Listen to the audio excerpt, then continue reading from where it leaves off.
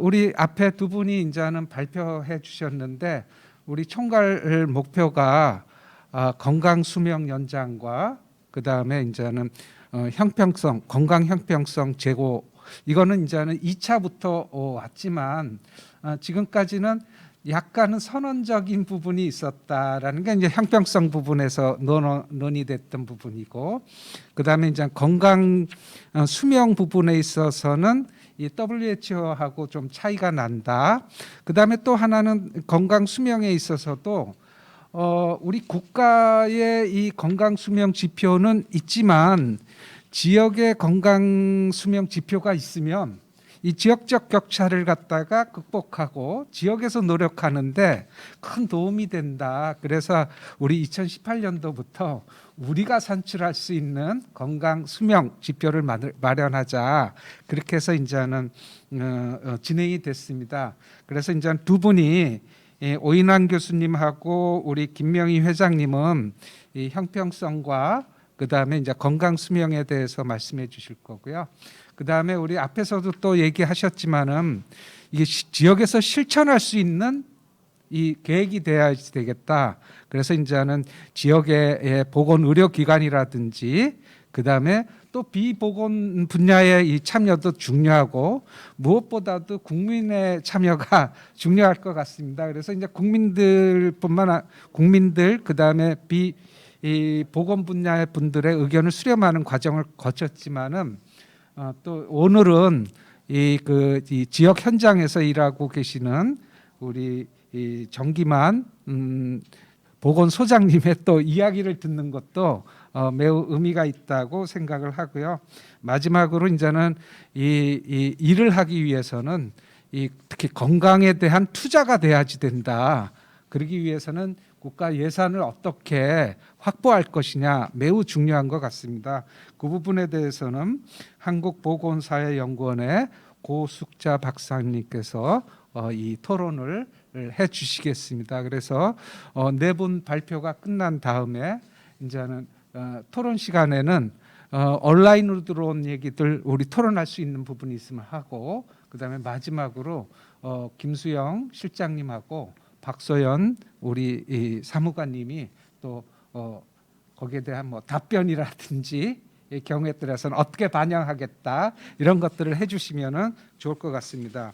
첫 번째 이 토론은 건강 수명 지표의 지속 살출 방향을 위해 가지고 우리 고려대 교수님하고 윤석준 교수님하고 또 우리 오인환 교수님이 많이 노력을 해주셨거든요. 그래서 오인환 교수님의 이 토론을 듣도록 하겠습니다. 부탁합니다.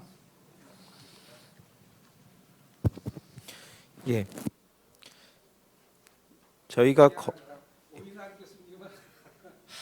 이 경희대학교에서 의과대학을 졸업하시고 지금 현재 경희대학교 예방의학교실에서 부교수를 하고 계십니다.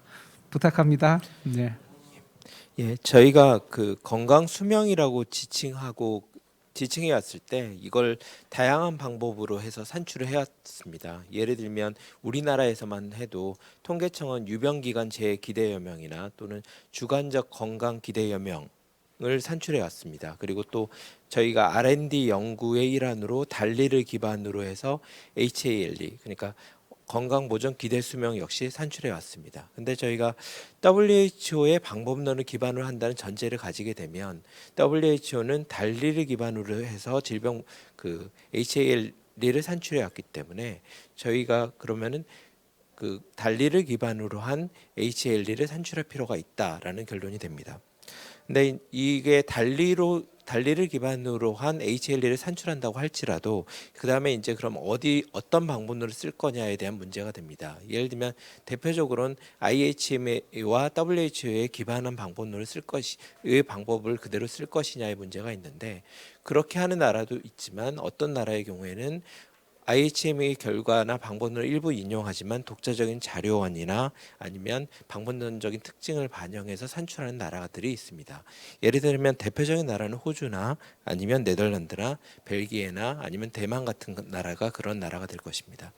이런 나라들이 이제 MBD 스터디라고 저희가 부르는데요. MBD 스터디를 통해서 자체 내의 달리를 산출하는 이유를 보통 왜 그렇게 산출하냐를 비교를 보면 역시 주로 말하는 건 자료원의 차이, 그러니까 개별 국가는 훨씬 더 많은 자료원을 확보 가능하다는 자료원의 차이를 말하기도 하고, 또는 개별 국가의 역학적 특성이 다르다라는 걸 언급하기도 하고, 또는 정책적 필요성에 더 잘 반영할 수 있다라는 언급을 하기도 하고, 오늘 말씀해 주신 것처럼 예를 들면 지역이나 사회 집단의 차이를 더 반영할 수 있다 등을 언급하기도 합니다. 예를 들면 호주의 AIHW는 버든 오브 디지즈 앤 모탈리티 유닛을 해서 그 달리와 그다음에 해일을 동시에 산출하고 있습니다. 그래서 저희가 국민건강증진종합계획에서 이제 건강 수명을 목표로 하고, 그리고 이것을 독자적인 기반으로 해서 산출한다고 한다면, 그리고 그런 전제를 가지게 되면, 그렇다면 이것을 지속적으로 산출하고 일관성 있게 산출할 수 있는 체계가 필요하다라는 것이 명확해 보입니다.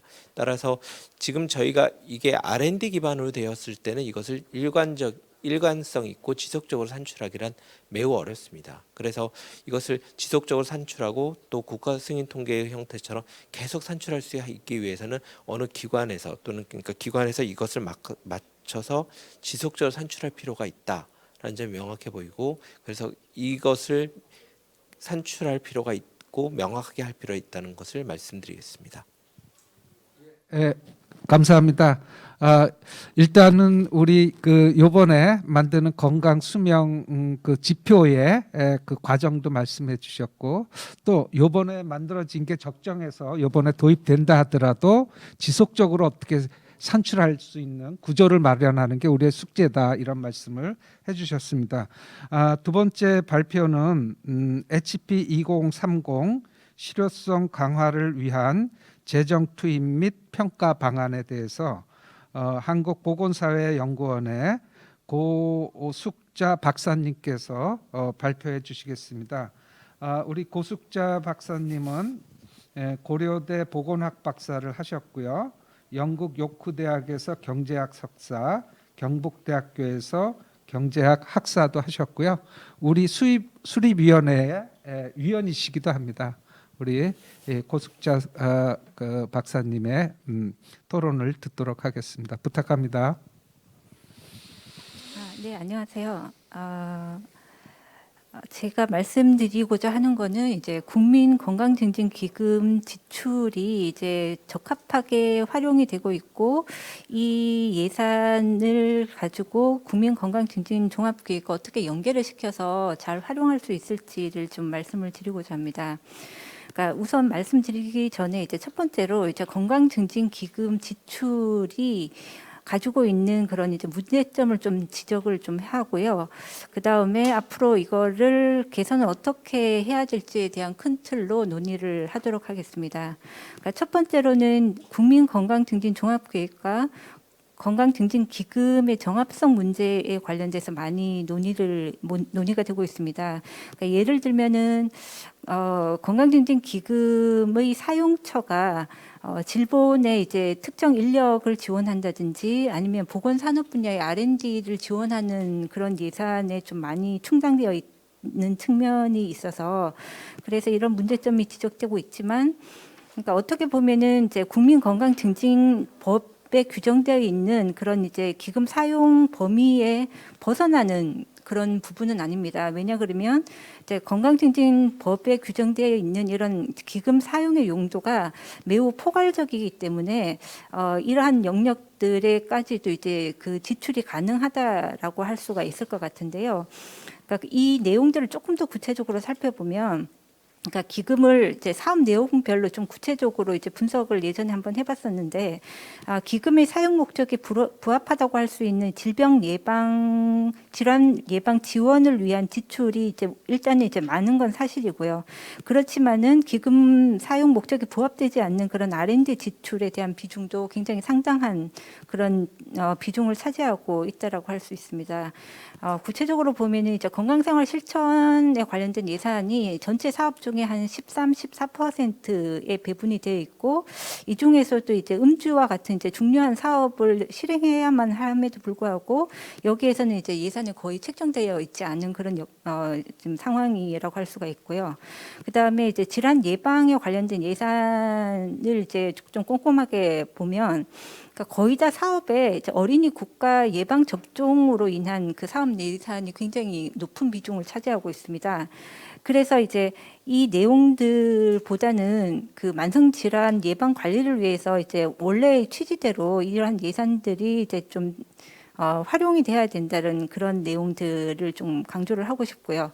그 다음에 두 번째로는, 그러니까 일단 건강증진기금이 이제 담배세를 통해서 이제 그 확충이 되는데, 지금 현재로는 그러니까 일정한 예산을 확충하지를 못해서 이제 그 정부로부터 이제 공공자금관리기금이라는 기금에서 일부를 차입하고 이자를 물는 그런 과정 속에 있다라고 할 수가 있습니다.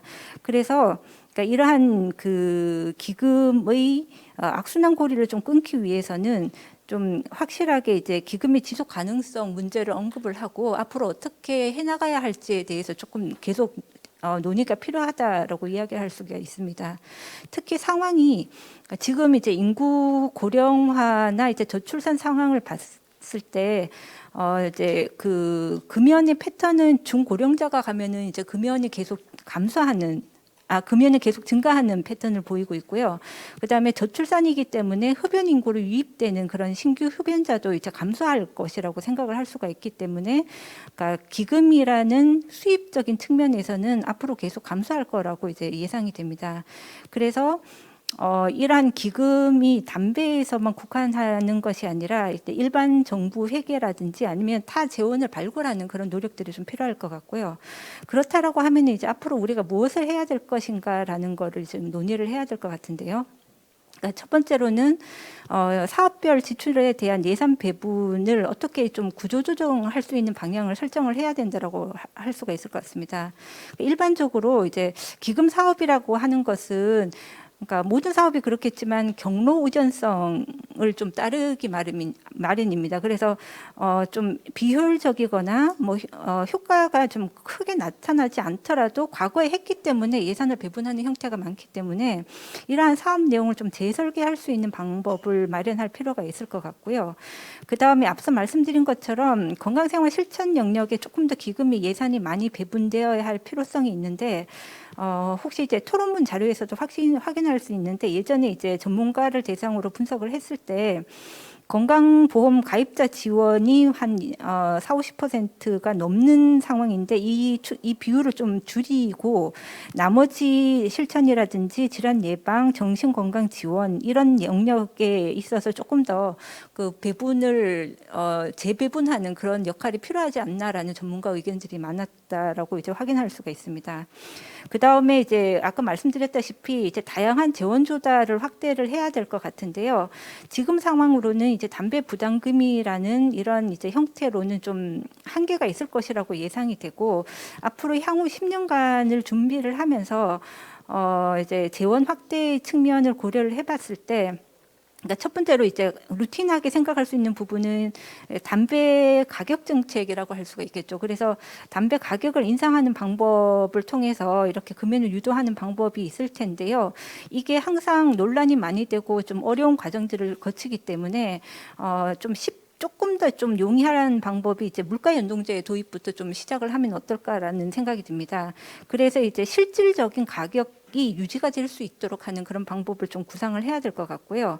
그 다음에 이제 외국에서도 지금 점차 고려가 되고 있는 그런 설탕세 에 대한 검토, 이게 우리나라의 바람직한 방법인지에 대한 그런 근거 마련 이런 것들이 이제 지속적으로 좀 해야 될 필요가 있을 것 같고, 그 다음에 이제 주류세 관련돼서는 이제 계속 매번 논의가 많이 되었었습니다. 그래서 이러한 기존 논의가 있었고 그 논의를 조금 더 타당화시킬 수 있는 그런 근거를 좀 강화해야 된다라는 측면이 있을 것 같습니다. 그리고 이제 마지막으로는 이제 기금 관리 운영에 따르는 거버넌스를 구축을 해야 된다는 내용인데, 이게 이제 기금이 좀 약간 목적성에 맞지 않게 활용된다라는 거를 사전에 차단할 수 있는 방법이 어떤 것인지를 좀 고민을 해야 될 필요가 있을 것 같습니다.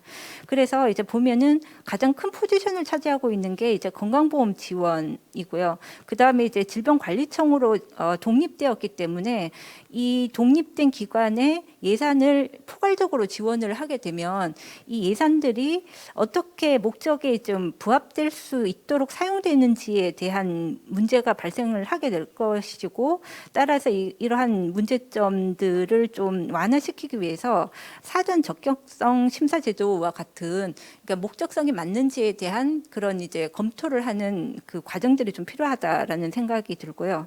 그 다음에 이제 두 번째로는 이제 기금 목적에 부합하게 이제 사용되었는지에 대한 내용들을 이제 사후에 평가할 수 있는 기금의 사업 평가 제도를 도입을 할 필요가 있을 것 같습니다. 그래서 그러니까 만약에 이제 특정 분야의 기금 의존도를 좀 높여 가고 있는 건지, 아니면 다양한 분야나 계층을 상대로 집행되고 있는지, 아니면 수혜 대상이 정확하고 그다음에 서비스 사각지대에 놓인 계층들 를 좀 완화시킬 수 있는 방법을 하고 있는지에 대한 다각적인 측면을 고려를 해서 기금 활용이 되고 있는지에 대한 평가도 좀 필요할 수 있겠다라고 이제 제안을 드리고 싶습니다. 예, 이상입니다. 예, 감사합니다. 저기 토론하시면서 자료까지 만들어 주시고 이 통계 자료까지도 만들어서 구체적인 제안을 해주신 것 같습니다. 앞으로 적극적인 이 방안에 대해서 토론을 통해 가지고 이 건강 투자에 대한 논의가 좀 더 큰 범위 내에서 해가지고 자료가 재원이 확보됐으면 좋겠습니다. 자, 이어서 또 이 국민 건강 증진 종합 계획이지만 지역에서 어떻게 실천하느냐, 이게 매우 중요한 것 같습니다. 그래서 우리 지역 보건을 담당하고 계시는 그 거제시 보건소 우리 정기만 그 소장님을 모셨습니다. 정기만 소장님은 1989년도에 인제대학교 의과대학 졸업하시고요. 93년도에 우리 보건 분야에 들어오셔가지고 현재 거제시 보건소장을 하고 계십니다. 우리 수립위원회 위원이시기도 하죠. 예, 부탁드립니다. 예, 거제시 보건소 정기만입니다. 앞에 말씀하신 분들은 우리나라 전반에 관한 사항을 좀 더 이야기하셨지만, 저는 현장에 있는 사람으로서 고충과 환경에 대해서 말씀드리겠습니다. 제목에 의하면 지역보건 의료계획 연계 방안입니다. HP 2030가. 그래서 지역보건 의료계획은 매 4년마다 수립하고, 또한 시군구별로 매년 실행계획을 수립하도록 규정되어 있습니다. 그래서 제가 현황을 말씀드리면, 대도시를 제외한 거의 모든 광역지자체는 다 비슷할 거라고 생각합니다. 특히 제가 경남에 있기 때문에 지역별, 특히 경남에 대해서 말씀드리겠습니다. 이 사항은 2019년도에 서울대 산학협력단이 공식적으로 조사한 내용입니다. 경남은 기대 수명이 80.9세로 전국에서 3위입니다. 1위가 기대 수명이 제일 낮은 곳이 전남 80.7세, 울산이 80.8세, 경남이 80.9세로 3위입니다. 참고로 말씀드리면 전국 평균은 82.4세입니다. 그리고 건강 수명은 전국이 64.9세인데 비해서 경남이 64.3세로 가장 짧습니다. 그게 이제 기대 수명에 의하면 소득 상위 20%의 기대 수명은 83.4세, 하위 20%의 기대 수명은 76.6세입니다. 그래서 이 차이가 벌써 66.8세가 더 오래 사는 걸로 그렇게 되어 있습니다. 한 그 미국에서 발표한 걸로 제가 알고 있는데 2030년도에 기대 수명이 우리나라 여성이 2030년도가 되면 90.8세입니다. 이거는 전 세계에서 최장수 국가로 될 그런 발표를 했습니다. 그래서 그 2위가 일본으로 그 발표가 됐는데 86세입니다. 그러니까 우리나라 그 한국 여성이 2위인 일본보다 5세에서 6세 더 많이 사는 걸로 그렇게 예상되고 있습니다. 앞에 박수영 서기관님이 발표하셨다시피 소득 수준에 의해서 그 하면 건강 수명이 전국 64.9세인데 상위 20%가 68.5세, 하위가 58세입니다. 그래서 건강 수명 격차가 무려 경남에서 10.5세나 차이가 나게 됩니다. 특히 이제는 이런 뭐 소득에 의한 수준을 차치하고라도 지역별 사망 불균형이 경남 특히 뭐 대도시를 제외한 거의 모든 광역지자체가 똑같을 겁니다. 시 지역이 사망률이 훨씬 더 낮습니다. 군 지역보다. 그게 어떤 이유인가 하면 격차의 3대 사망 원인을 그래서 조사해 봤습니다.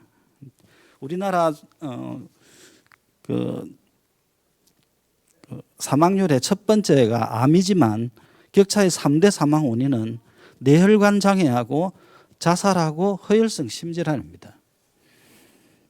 여기서 보시면 암은 만성병이지만 3대 사망 원인의 뇌혈관과 허혈성 심질환도 이 만성질환이지만 그걸 자세하게 보면 여기는 만성질환 중에서도 급성질환입니다. 오자마자 1시간 내에 처치하지 않으면 바로 그 자리에 죽는 그런 질환이다. 암은 틀립니다. 암은 치료 기간이 오래 걸리고 그래서 지역 간 격차가 거의 없습니다. 그렇지만 이런 심내혈관 질환에 의한 사망률이 거의 모든 그 광역 지자체가 똑같을 거라 생각합니다. 특히 경남에서 보면 종합병원이 있는 창원, 진주, 양산은 거의 똑같습니다. 그래서 사망률이 낮게 되는 겁니다. 그런데 그걸 제외한 특히 서부 경남 지역은 종합병원이 거의 없습니다. 그래서 이게 아주 가장 큰 문제시 되는 앞으로의 건강 형평성에 있어서 지역 간 그 형평성에 대해서는 여기 가장 큰 이 부분을 차지할 걸로 생각됩니다. 그래서 정부의 정책도 뭐 이런 걸로 인해서 공공 의료를 그걸 해서 수립해서 이런 심내 혈관 질환에 의한 사망률을 낮추는 게 아마 가장 큰 이슈가 될 걸로 생각합니다. 그래서 특히 사망률과 이런 발생률을 줄이기 위해서는 심내 혈관 센터가 필요할 걸 꼭 필요하다고 생각합니다. 그렇지만 그제만 해도 종합병원이 있지만 특히나 소득 수준이 얼마 전까지만 해도 전국에서 3위 안에 들었습니다. 그런데도 불구하고 심내혈관 센터가 전무합니다. 그래서 다른 지역보다 사망률이 높은 편입니다. 심내혈관 질환 때문에. 그래서 제가 2019년도에 과천시에 의료계획에 초대를 받았는데 거기서 하시는 말씀이 과천시장님이 시민을 대상으로 이런 그 시민을 위해서 종합병원을 어떻게 유치하겠느냐에 대해서 말씀을 하시더라고요. 그래서 제가 거기서 말씀드렸습니다. 우리나라에 있는 빅3 이 종합병원이 과천에서 30분에서 1시간 이내에 갈 수 있습니다. 그러니까 이런 의료 계획은 필요가 없는 거죠. 어떻게 빨리 그 환자를 보내느냐, 그게 제일 중요하지만 그렇지 않은 지역이 거의 다 태반입니다. 정부에서는 이런 공공의료, 특히 심내혈관센터에 대한 중요성을 잘 아시고 이거를 잘 해소해야만이 건강 수명 형평성이 해소될 거라고 그렇게 생각합니다. 예, 여기까지 말씀드리겠습니다. 이상입니다. 예, 감사합니다. 우리 지역별로 이 건강 수준이 많이 차이가 나고 거기에는 이제는 우리가 얼마나 투자를 하느냐 깊은 관계가 있다 말씀을 해주셨습니다. 마지막으로 우리 한국건강형평성학회 김명희 회장께서 HP 2030 내 건강형평성 반영 현황과 재현에 대해서 말씀을 해주시겠습니다. 김명희 센터장께서는 한양대학교 의과대학 졸업하시고요. 을지대학교에서 교수하시고 하버드대학에서 리서치 펠로우 하셨고요. 지금 한국건강형평성학회 회장으로 활동하고 계십니다. 부탁드립니다. 네, 예방의학회 학회원이지만 지금은 그 형평성학회 대표를 맡고 있어서 그 자격으로 좀 말씀을 드리겠습니다. 일단 이 HP 2030에 오기까지 약간 저희 형평성학회에서 느끼는 일종의 격세지감 같은 게 있습니다. 이제 2005년도에 2차 계획에서 국민건강증진 종합계획에서 처음으로 이제 형평성이 언급이 되기는 했지만 그 당시에는 이제 그야말로 이제 선언적인 제목만 있었고 구체적인 내용이 없던 것이 조금씩 구체화되다가 이제 5차 계획에 저물면서 이런 내용들이 굉장히 구체적으로 좀 바뀌고 또 형평성 지표가 각 영역별로 되게 좀 명문화돼서 포함이 되고 뭐 학력이라든지 지역 소득계층에 따른 그런 격차들을 좀 어떻게 산출할 것인가 이런 좀 그 표준 지침까지 나오게 된 것은 상당한 진전이라고 생각해서 굉장히 좀 환영을 하고 있고요. 이제 그런 와중에 저희가 워낙에 형평성 이슈가 중요하다 보니까 중간 과정에서 각 분과에서 작성한 계획서들을 저희 학회 이제 운영위 차원에서 한번 전반적으로 꼼꼼하게 검토를 하고 형평성과 관련된 자문 의견을 주는 그런 워크숍을 지난 7월 말에 한번 이제 진행을 한 적이 있었습니다. 그래서 그때 이제 여러 저희 건강형평성학회 운영위원들께서 이제 토론하고 정리했던 내용들을 좀 몇 가지 소개를 해드리면 이제 현재 HP 2030에 이제 몇 가지 좀 개선해야 될 지점들이 있는데 첫 번째로는 이런 계획들이 이제 실행에 옮기는 것을 강화하기 위해서 구체적인 담당자가 좀 있는 그래서 복지부에 이제 정책 담당자가 확실한 분야를 중심으로 이제 주제 영역을 나누다 보니까 이제 그 과정에서 조금 누락되거나 협소한 영역들이 있더라. 이를테면 이제 젠더 같은 경우 아까 실장님 굉장히 강조해서 말씀을 하셨는데 인구 집단별 건강 관리에 사실 여성에게 중요한 게 성과 재생산 건강만 있는 건 아닌데 이제 피임이나 성교육, 성매개 감염병 이런 종류의 이제 주로 출산